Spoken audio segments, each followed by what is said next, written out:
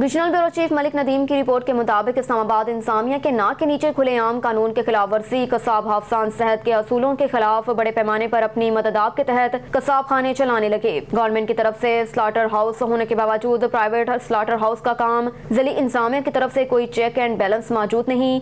G12 मेरा Jofra, G11 का service road जहां पर गोश्त बेचने वालों की कम बेश 25 से 30 दुकानें मौजूद हैं।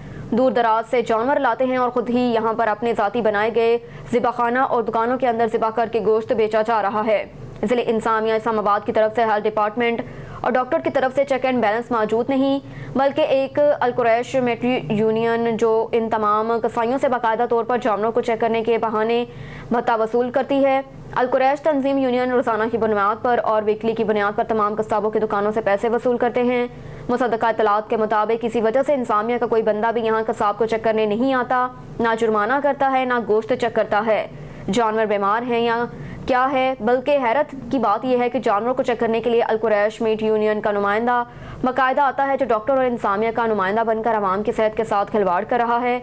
इंसामिया मुकम्मल तौर पर गफलत की नींद में है। इस्लामाबाद गवर्नमेंट से मंजूर शुदा स्लॉटर हाउस मौजूद हैं जहाँ पर बाकायदा का जानवरों को डॉक्टर चेक करते हैं कि वो बीमार तो नहीं, उनका गोश्त खाने के काबिल है कि नहीं। इसके बावजूद एक प्राइवेट शख्स इंसामिया का नुमाइंदा बनकर खुलेआम कानून की धज्जियां बिखेर रहा है।